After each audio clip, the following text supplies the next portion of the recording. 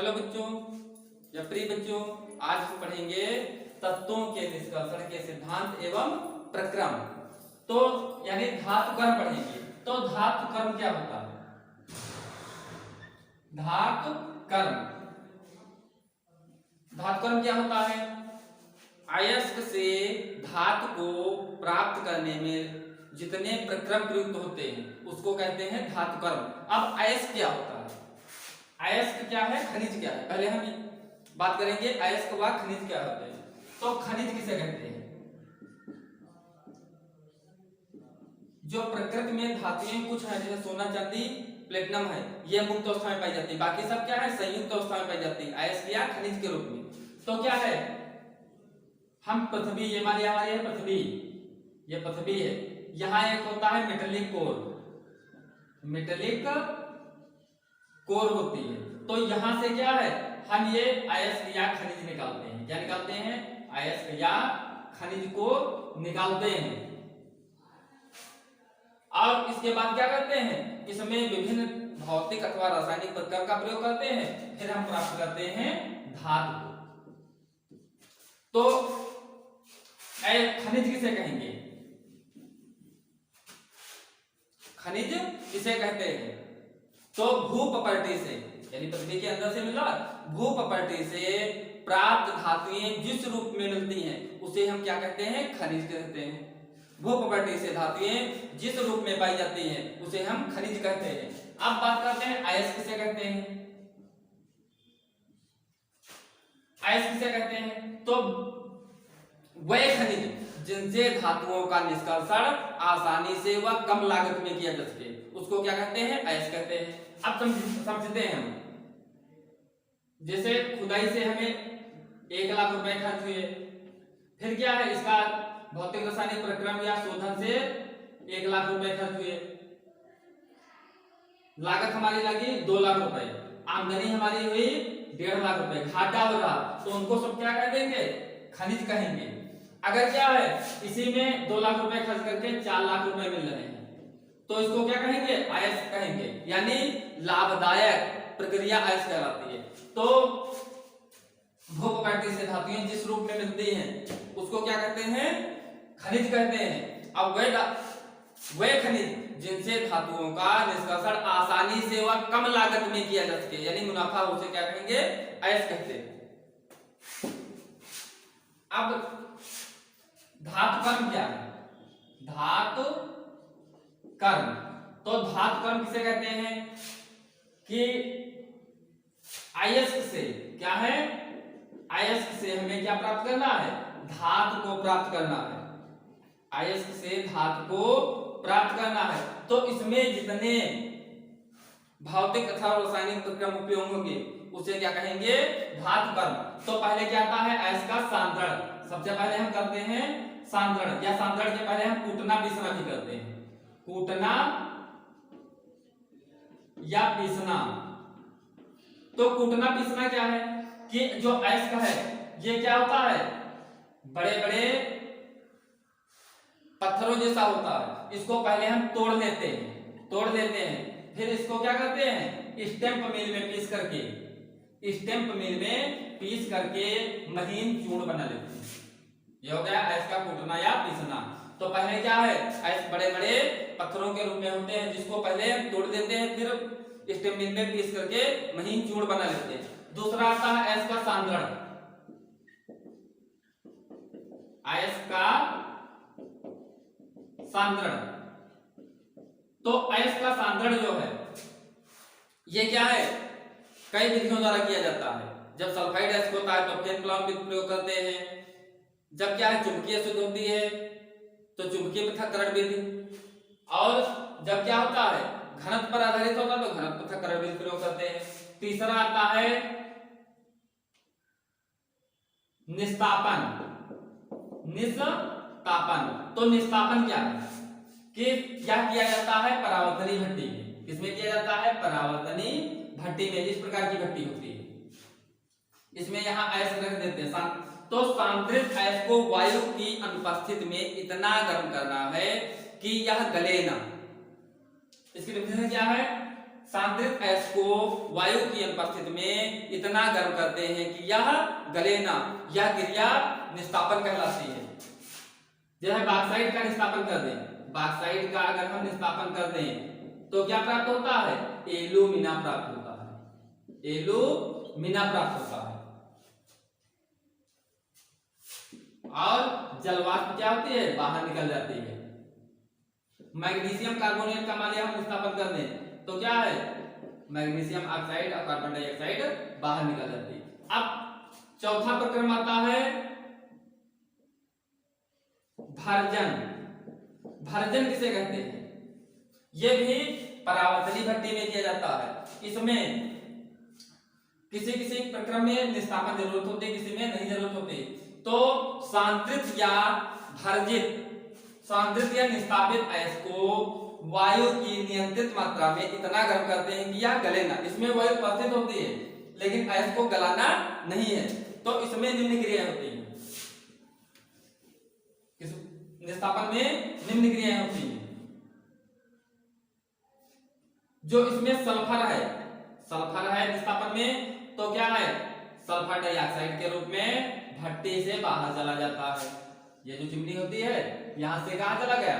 बाहर चला जाता है। आर्सेनिक की अशुद्धि आर्सेनियस ऑक्साइड के रूप में बाहर निकल जाती है। लेड की अशुद्धि लेड ऑक्साइड के रूप में बाहर चली जाती है।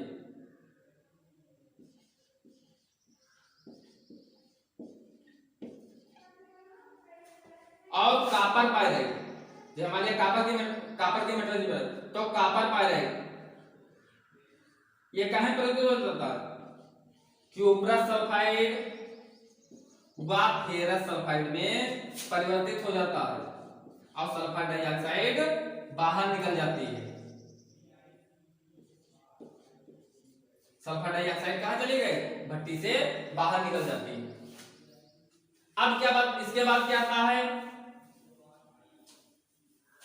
उठना पिसना हो गया, इसका सांद्रण हो गया, निस्तापन हो गया, भर्जन हो गया। भर्जन के बाद आता है अगला स्टेप आता है प्रगलन। क्या आता है? प्रगलन। यह किया जाता है वात्या भट्टी में। इस प्रकार की भट्टी होती है,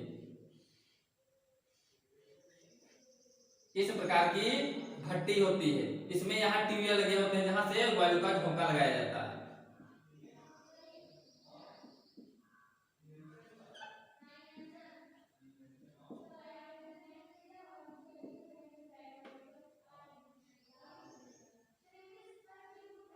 अब यहां से चार्ज डाला जाता है।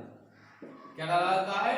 चार्ज डाला जाता है। चार्ज का मतलब होता है, इसके पहले क्या है? प्रगलन के पहले क्या पढ़े थे? भर्जन। तो क्या करते हैं इसमें? हम भर्जित अयस्क में भर्जित अयस्क डालते हैं। अब इसमें कोक व गालक, कोक और क्या मिलाते हैं? गालक मिलाते हैं। तो प्रगलन में भाजित अयस्क में कोक व गालक मिलाकर के इतना गर्म करते हैं कि यह गल जाए। अब की क्या करना है? इसको गलाना है। तो भाजित अयस्क में कोक व गालक मिलाकर के इतना गर्म करते हैं कि यह गल जाए। यह प्रक्रिया क्या कहलाती है? प्रगलन कहलाती है। इसमें निम्न क्रियाएं होती हैं।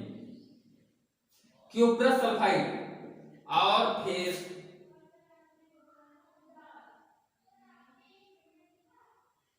क्यूप्रस ऑक्साइड और फेरस सल्फाइड आपस में क्रिया करते हैं और क्या बनाते हैं? क्यूप्रस सल्फाइड और फेरस ऑक्साइड बनाते हैं। क्यूप्रस सल्फाइड, जो फेरस सल्फाइड की अधिकांश मात्रा और बची है, वो क्या करती है? ऑक्सीकृत होकर क्या बनाती है? फेरस ऑक्साइड में चेंज हो जाती है और सल्फर डाइऑक्साइड बाहर निकल जाता है।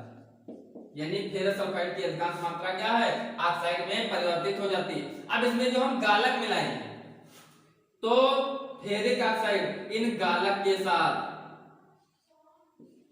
क्रिया करके क्या बना लेता है? धातु मल बना लेता है, जो भट्टी के ये धातु के ऊपर तैरने लगता है। इसके बाद आता है अगला प्रक्रम, प्रगलन के बाद आता है बेसे मरीकरण। क्या आता है, बेसेमरीकरण।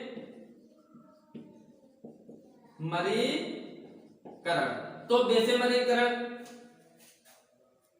प्रगलन में जो तत्व क्या है, प्रगलन में जो धातुएं हैं वो छोटे छोटे कणों के रूप में प्राप्त होते हैं। तो इनको क्या है, बड़े कण में परिवर्तित करना। काहे में, बड़े कण में परिवर्तित करना क्या कहलाता है, बेसेमरीकरण कहलाता है। यह बेसेमर परिवर्तक में किया जाता है। इसके बाद क्या है, आता है शोधन। क्या आता है, अब धातु प्राप्त हो गई, अब क्या करते हैं, शोधन। तो शोधन में कई विधियां प्रयुक्त होती हैं, शोधन में कई विधियां प्रयुक्त होती हैं, लेकिन क्या है, वैद्युत अपघटनीय विधि सबसे मुख्य है। तो इसमें क्या करते हैं, इसमें जो धातु प्राप्त हुई, जो धातु प्राप्त हुई उनकी छड़ें बना लेते हैं, जो एनोड का कार्य करती है। जो धातु प्राप्त हुई है उनकी छड़ों का क्या बना लेते हैं, एनोड बना लेते हैं।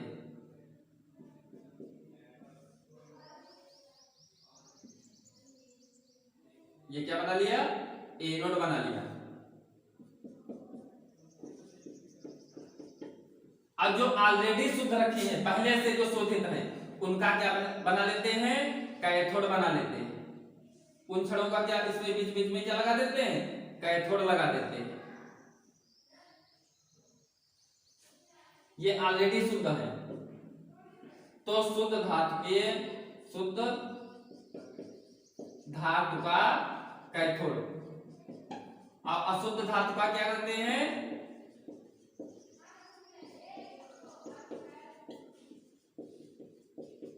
अशुद्ध धातु का एनोड, अशुद्ध धातु का कैथोड। और इसमें क्या है, धातु लवण का विलयन कर देते हैं, धातु लवण का विलयन कर देते हैं। तो वैद्युत अपघटनीय विधि क्या है, जो उपरोक्त धातु प्राप्त हुई उनकी क्या है, उनकी छड़ों का हम क्या बना लेते हैं, एनोड।